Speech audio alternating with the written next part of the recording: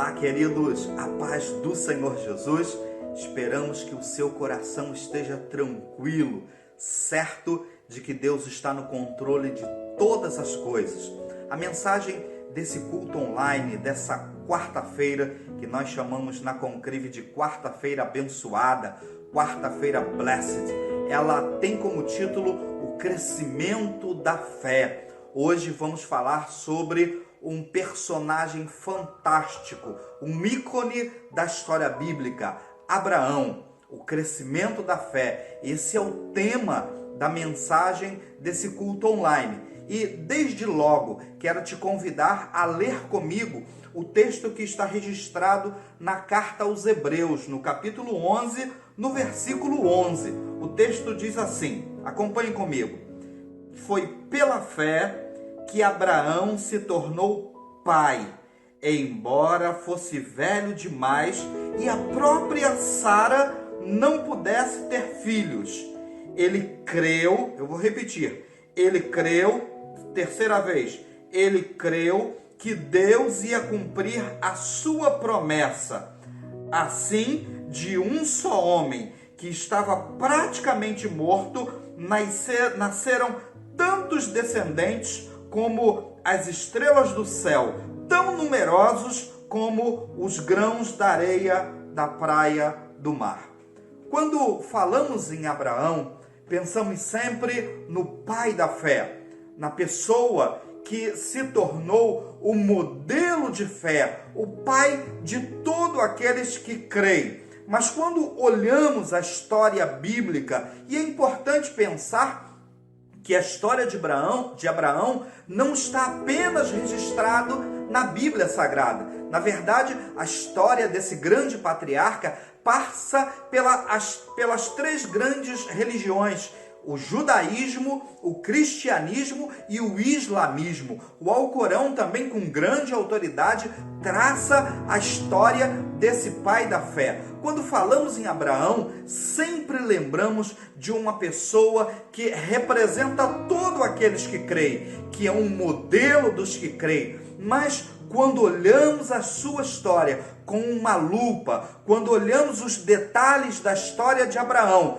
percebemos que a fé de Abraão se deu em um crescimento. Percebemos que a fé de Abraão não foi derramada sobre ele em um montante único, em um ato, mas que Abraão teve um processo de crescimento em sua caminhada, em sua aproximação a Deus. Aliás, quando nós falamos em fé, precisamos pensar que a fé ela deve ser entendida sobre 4 aspectos. Existe a fé natural, a fé de todos aqueles que creem, a fé de que até o ateu tem, a fé que é comum a todas as pessoas. Essa é a fé natural, mas também existe a fé salvadora, aquela fé que é colocada pelo Espírito Santo no coração do homem no momento da salvação. O homem então passa a crer em Deus, passa a crer em Jesus como seu Salvador,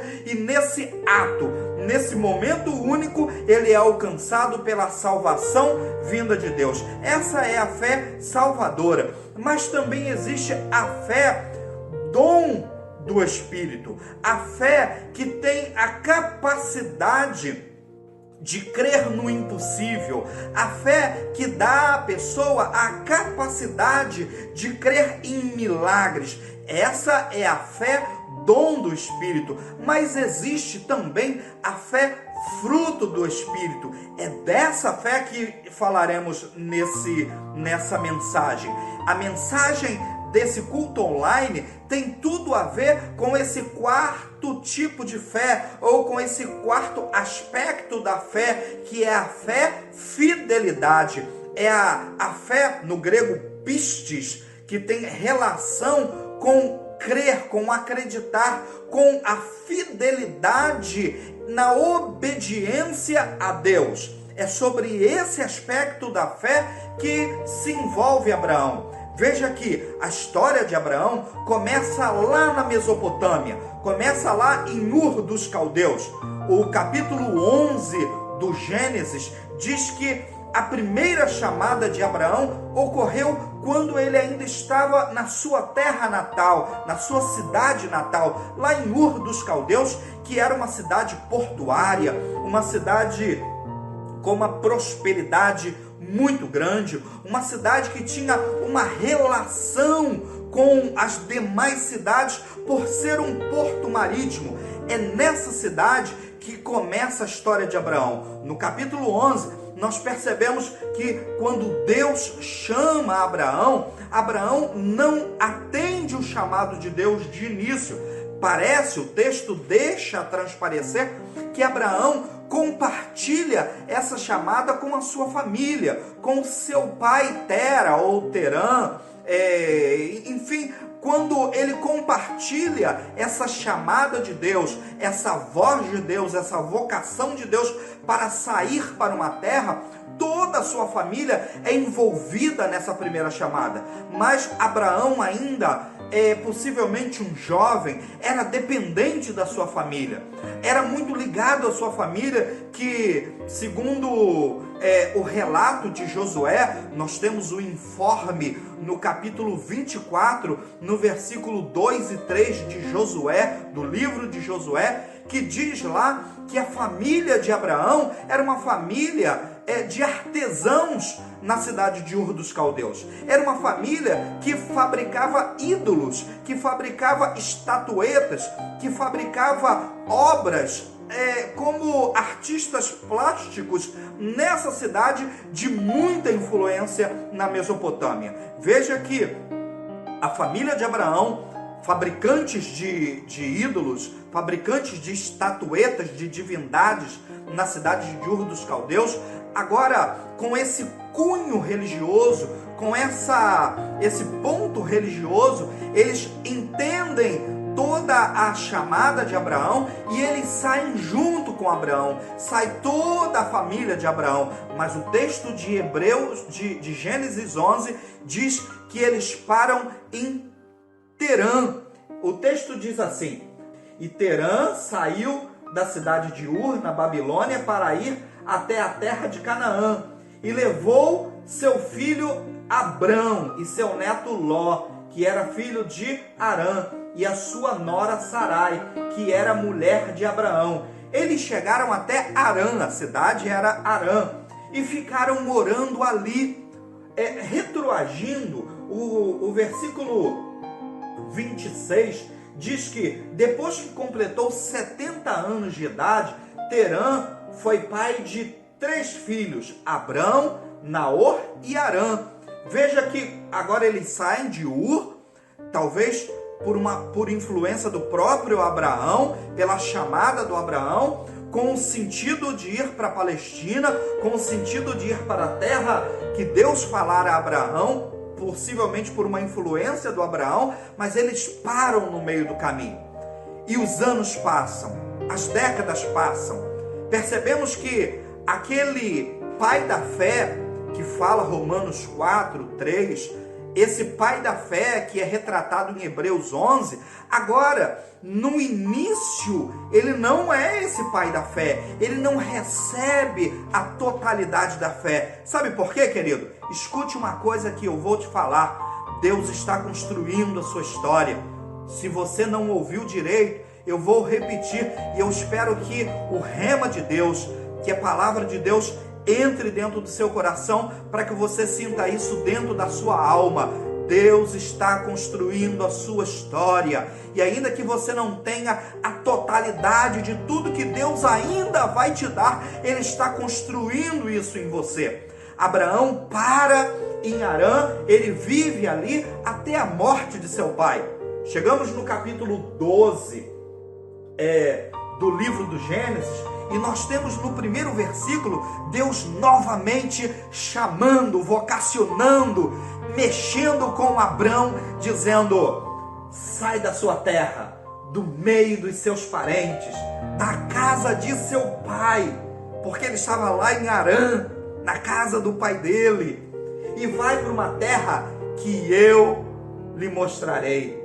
Veja que Deus não dá um GPS, Deus não dá uma bússola, Deus não dá de imediato uma direção, mas Deus instiga a confiança de Abrão. Deus está nesse momento cutucando, apertando o início de uma obediência. Talvez, deixa eu aplicar isso à nossa vida, à sua e à minha vida. Queridos, talvez nós estejamos vivendo um momento na nossa vida, um momento de complicação, que Deus esteja instigando a nossa obediência, que Deus esteja instigando a nossa fidelidade nele. Há momentos na nossa vida que tudo que acontece não passa de um agir de Deus na sua existência, instigando a sua fé, instigando a sua fidelidade. Então, não blasfeme do que está acontecendo hoje na sua vida.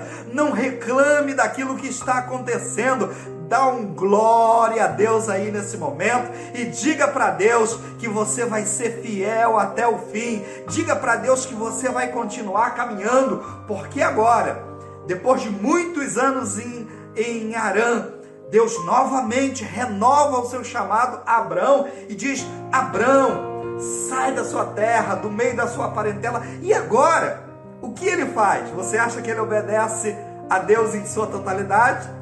Você acha que Abrão recebeu em um só momento todo o conteúdo da fé que é mostrada em Hebreus 11, em Romanos 4? Eu estou aqui para te dizer que não. Novamente, ele obedece parcialmente à voz de Deus, o chamado de Deus, porque ele continua levando Ló e ele continua levando Sara ou Sarai, que depois foi mudado o nome dessa mulher para Sara, mãe de multidões. Veja que ele sai em uma direção apenas, para uma terra que Deus lhe mostraria, e nessa caminhada, Abraão chega na Palestina, na Cisjordânia. Ele atravessa todo um deserto árido, uma caminhada difícil, uma caminhada de muitos meses, quem sabe anos. E agora ele chega, sem saber, no lugar que Deus queria ele. Quero aplicar isso para a sua vida. Você sabe qual é o melhor lugar que precisamos estar? O melhor lugar para estarmos não é outro senão o centro da vontade de Deus. Se você está ouvindo essa palavra com alguém ao lado, cutuca essa pessoa aí, olha para essa pessoa que não está entendendo nada e diga para ela: querido, o melhor lugar para você estar é no centro da vontade de Deus. Quando Abraão chega na terra da promessa, quando Abraão chega onde Deus queria que ele estivesse, ele começa a perceber que ele estava num vazio total. Deus havia prometido fazer dele uma nação, a dar a ele uma descendência, a dar filhos, mas os anos passam, as décadas rolam e nada acontece de diferente na vida desse rapaz. Veja que quando chegamos no capítulo 15 do Gênesis, Abraão está revoltado. Na verdade, ele está amedrontado, se você me permite corrigir. Abraão está totalmente medroso, porque ele se dirige assim para Deus. O texto do capítulo 15, do versículo 1, o texto diz assim: depois disso, Abraão teve uma visão, e nela o Senhor com S maiúsculo, Yahvé, o Deus Todo-Poderoso, o Senhor lhe disse: Abraão, não tenha medo. Sabe por quê? Porque ele estava no deserto, amedrontado, isolado. Quantas coisas estavam perpassando a cabeça do Abrão, naquele deserto, pensando: eu larguei uma cidade próspera, eu larguei tudo que me podia fazer prosperar, e olha onde eu fui me meter. Eu estou no meio do deserto, eu estou aqui sem segurança nenhuma. Qualquer ladrão, qualquer salteador pode vir aqui e me agredir, e me roubar, e me assaltar, e quem sabe até me matar. E é nesse momento, nessa conjuntura, que o Senhor aparece a Abrão em visão e diz para ele: eu o protegerei de todo perigo e lhe darei uma grande recompensa. Meu querido, levante a sua mão assim comigo. Você pode levantar a sua mão assim comigo? Eu posso trazer isso do trono de Deus para a sua vida como palavra rema. Deus está protegendo a sua vida. Ainda que você não esteja enxergando isso, Deus está contigo na sua caminhada. Deus está contigo em todo esse desespero. Assim diz o Senhor dos Exércitos, Ele está com a sua vida. O Abraão diz: Senhor, meu Deus, de que vale a tua recompensa? Ou seja, a descendência, se eu continuo sem filho? Era uma contradição. Deus havia prometido fazer dele uma grande nação, mas não havia ninguém ainda. Eliezer de Damasco é quem vai herdar tudo o que eu tenho. Tu não me deste filhos. Por isso, um dos meus empregados, nascido na minha casa, será o meu herdeiro. Olha a reclamação de Abraão. Quantas vezes fazemos isso com Deus, não é assim? Reclamamos, falamos: Deus, as promessas não estão acontecendo. Mas sabe de uma coisa? O versículo 4 diz assim: então o Senhor falou de novo e disse: o seu próprio filho, Deus está renovando as promessas, o seu próprio filho será o seu herdeiro e não o seu empregado Eliezer. Queridos, o que Deus prometeu para a sua vida vai se cumprir. Eu trago essa palavra viva, essa palavra rema. O que Deus prometeu para você vai se cumprir. Se foi Deus quem falou ao seu coração, se foi Deus quem te chamou, se foi Deus quem te colocou nesse deserto, as coisas a seu tempo, não no nosso cronos, mas no kairós de Deus, não no nosso relógio, mas na cronometria, no cronograma de Deus, as coisas vão se cumprir. Quer saber de uma coisa? Deus faz um pacto com esse rapaz. Lá no capítulo 17, Deus renova e muda o nome. Capítulo 18, Deus muda o nome desse rapaz, dizendo: você vai se chamar Abraão, você é pai de multidões. Sarai, você vai ser Sara, mãe de multidões. Sabe de uma coisa, queridos?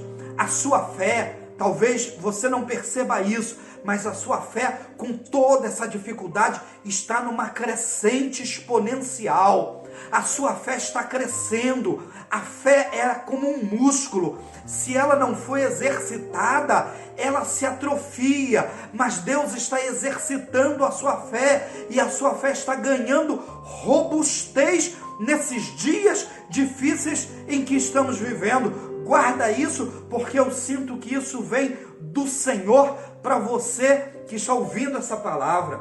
Quando chegamos no capítulo 22 do Gênesis, Deus põe a fé de Abraão em prova. Deus testa e novamente Deus vai cutucar a fé desse rapaz. Agora, ele já havia dado um filho para Abraão. Agora, Isaac já havia nascido. E Deus olha para Abraão e diz: Abraão, eu quero que você mate, sacrifique o seu próprio filho. Quando a gente abre a carta aos Hebreus, o escritor, seja Barnabé, seja Apolo, enfim, quem foi o escritor aos Hebreus, não é esse o foco dessa palavra. O escritor diz o seguinte, que a fé de Abraão estava num nível que ele acreditava que ainda que ele matasse o Isaac, Deus era poderoso para ressuscitar o rapaz. Ainda que ele descesse o cutelo, a faca, no peito do Isaac, isso está lá em Hebreus. Abraão acreditava que Deus poderia ressuscitar o rapaz. Deus estava exercitando a pistes, a fidelidade, a fé no sentido de obediência, no sentido de fidelidade de Abraão. A palavra que eu trago para você nesse culto online, nessa quarta-feira bless, nessa quarta-feira abençoada, é essa, meu querido. tudo que está acontecendo, tudo que Deus está exigindo da sua vida, não está acima do que você pode suportar. Se você está choroso, se você está lamuriente, se você está lacrimejante, se você está rabugento nesses dias, se você acorda com cara de maracujá de gaveta, com aquela cara enrugada, rabugento de tudo que está acontecendo, a palavra que vem sobre a sua vida como um meteoro nessa mensagem é: Deus está instigando, Deus está crescendo a sua fé, porque a fé ela é como um músculo e Deus está exercitando a sua capacidade de obediência. Creia nisso. Lá em cima do monte, a 2.800 metros de altura, quando já estava pronto toda a parafernália para o sacrifício, Gênesis 22, que quando quando Abraão estava pronto a sacrificar, Deus intervém no ato de Abraão, dizendo: não precisa fazer isso, Abraão, porque agora eu sei que você me obedece. Na verdade, Deus estava elevando a fé de Abraão a um nível que Deus precisava. Esse rapaz, a partir do capítulo 22, ele passa a ser reconhecido como o pai da fé, somente a partir do capítulo 22. Se retroagirmos a Gênesis 11, você vai achar um idólatra. Se você retroagir a Gênesis 11, você vai achar lá um Abraão fabricante de estatuetas de ídolos. Você vai achar um Abraão dependente economicamente, socialmente da sua família, emocionalmente dependente da sua família. Mas agora, depois de todas as agruras que Deus o expôs, depois de todos os perigos e as noites frias e sozinhos, isolados no deserto, agora, no capítulo 22, nós temos um homem que cria, que acreditou plenamente. E o texto bíblico diz que Deus o aceitou. Na verdade, o que a Bíblia quer dizer é que ele estava habilitado agora para tudo que Deus precisava fazer a partir daquele momento. Eu já quero terminar a mensagem desse culto, mas eu quero que você guarde isso muito firme dentro de você. Eu quero que você deixe isso na superfície da sua alma, que tudo que vem acontecendo não é outra coisa senão Deus agindo na sua existência. Sabe de uma coisa? O diabo pode até agir na nossa vida, tá? Você não ouviu, o seu ouvido não está agravado, você não ouviu errado. O diabo pode até agir na nossa vida, mas somente pela permissão de Deus. O texto do Novo Testamento, das cartas de Paulo, diz assim: a igreja que está em Cristo, porque você imagina uma esfera e a igreja no centro. Tudo precisa passar por esse círculo para chegar no ponto central. Tudo que acontece na sua vida precisa passar por Deus. Quero fechar essa mensagem dizendo que a fé é um processo ou de retração ou de crescimento. Se você não obedece, se você não exercita, se você se afasta de Deus nos momentos difíceis, a sua fé vai retrair, a sua fé vai retroceder. Mas a palavra que eu trago nesse dia é: continue firme. Como disse Paulo a Timóteo, a nossa oração é que a sua fé esteja guardada em depósito. Que você seja como o centurião, quando Jesus encontrou com o centurião, quando o centurião atravessou o caminho de Jesus em Cafarnaum, e o centurião pediu que Jesus curasse o seu servo. Jesus falou: eu vou lá e vou curá-lo. E o centurião disse: eu não preciso que o Senhor vá até lá. Apenas fale, apenas diga. Nós precisamos crer assim no Senhor. Não com a fé do cego. Eu contrasto a fé do centurião com a fé do cego. O centurião, que era um ateu romano, me permita colocar assim. O centurião, que era um pagão romano, na visão judaica.